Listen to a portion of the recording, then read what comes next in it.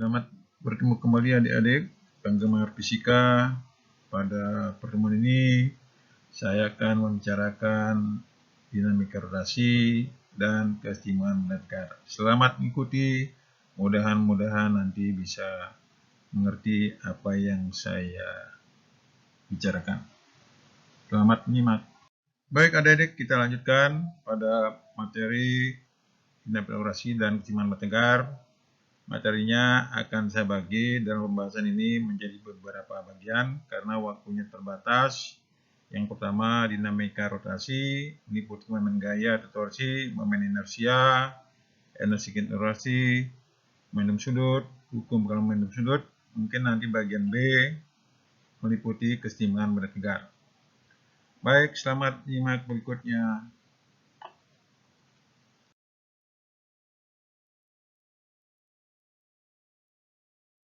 Baik adik-adik, kita lanjutkan materi kita yaitu tentang momen gaya. Momen gaya atau torsi adalah penyebab berputarnya atau berotasinya suatu benda mengitari suatu poros tertentu. Jadi kita bisa sekarang melihat bagaimana bentuk rumusan daripada momen gaya. Apabila diberikan gaya F pada benda yang memiliki poros dan berjarak R serta membentuk sudut sekitar θ, maka besar momen gaya adalah tau sama dengan F cross R. Jadi momen gaya ini adalah perkalian silang dua buah vektor. Ingat waktu belajar vektor, hasil perkalian silang dua buah vektor, hasilnya adalah sebuah vektor juga. Jadi momen gaya ini adalah sebuah vektor.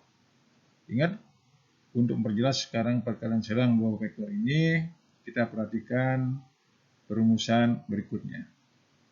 Baik adik-adik, kita lanjutkan tadi perkalian silang dua vektor. Jadi sesuai dengan rumus vektor, maka di sini momen gaya tadi yang hasil kali silang antara gaya dengan non gaya, sehingga momen gaya tau akan menjadi besar gaya F kali R kali sin θ, di mana F itu adalah besar gaya satuan Newton, R dengan gaya atau vektor posisi satuannya meter, θ sudut antara gaya dan dengan gaya satuannya derajat, tau momen gaya satuannya Newton meter. Perlu diingat di sini bahwa untuk mempermudah mengingat, di sini dituliskan untuk lebih jelas momen gaya itu hasil kali gaya dengan gaya tegak lurus ke poros atau sumbu rotasi.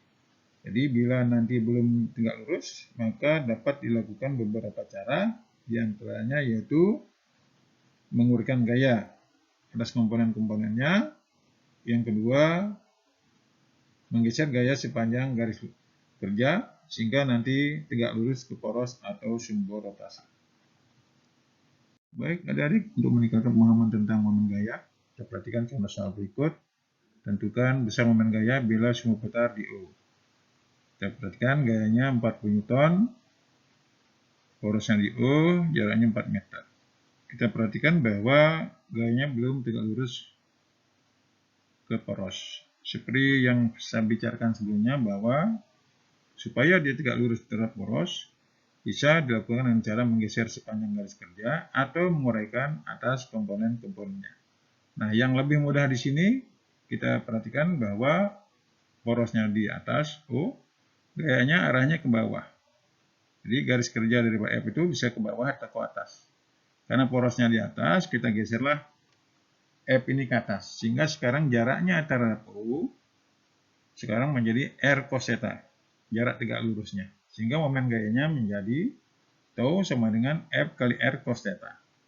Masukkan angka-angkanya, 40 kali 4 cos 60 itu setengah. Jadi hasilnya adalah 8 Newton meter. Baik adik-adik, kita lanjutkan. Sekarang bagaimana kalau pada suatu sistem bekerja gaya lebih dari satu. Maka jumlah momen gaya yang bekerja pada sistem tersebut adalah jumlah semua momen gaya yang ada pada sistem tersebut. Jadi tau total sama dengan tau 1 ditambah tau 2 ditambah tau 3 dan seterusnya. Sebanyak gaya yang ada. Cuma dalam hal ini harus mengikuti perjanjian karena momen gaya itu adalah besaran vektor. Torsi akan bernilai positif jika arah putarannya berlawanan dengan arah jarum jam. Sedangkan torsi akan bernilai negatif jika arah putarannya searah dengan jarum jam.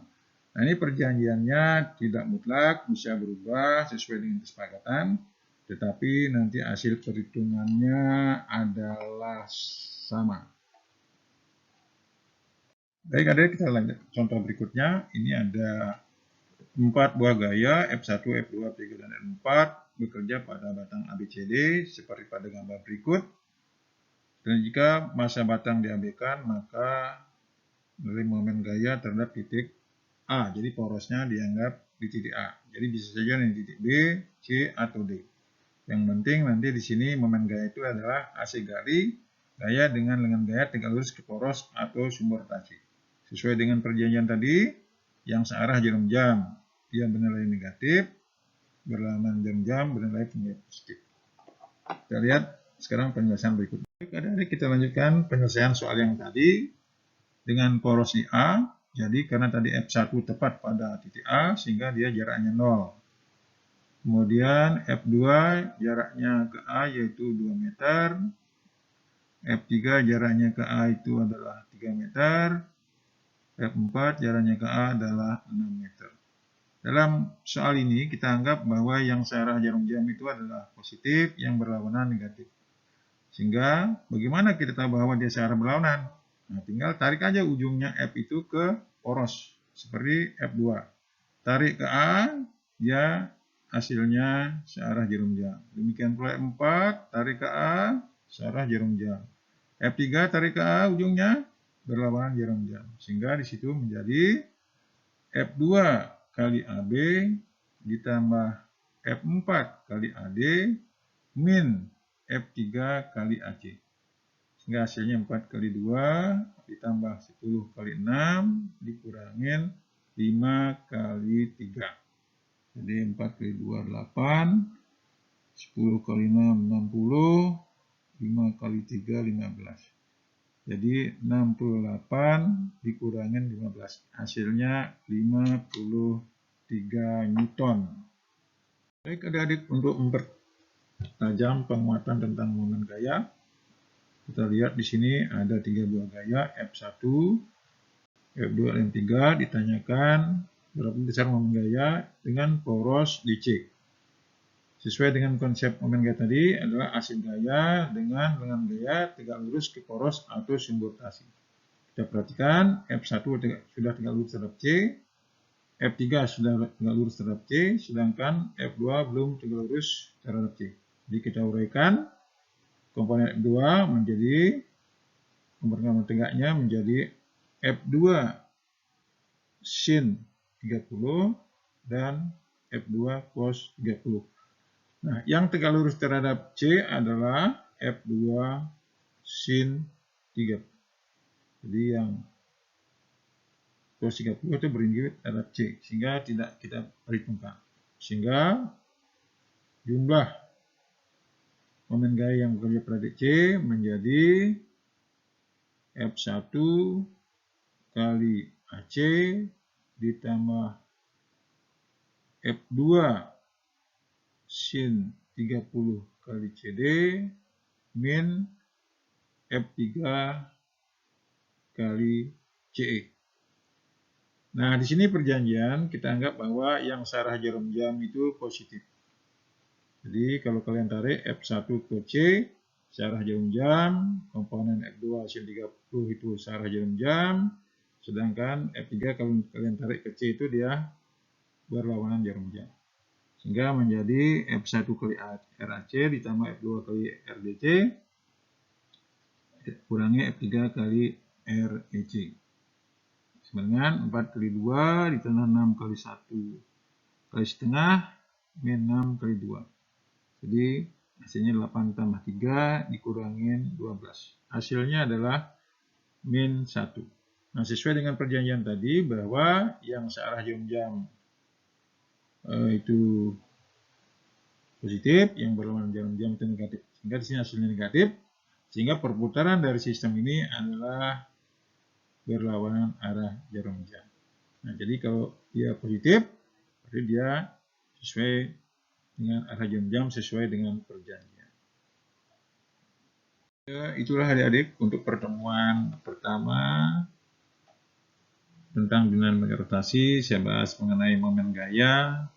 Mudah-mudahan mengerti apa yang disebut dengan momen gaya yang menyebabkan suatu benda itu berotasi. Dan tadi bisa memperjelas dengan contoh-contoh soal yang ada. Terima kasih. Sampai berjumpa pada materi berikutnya.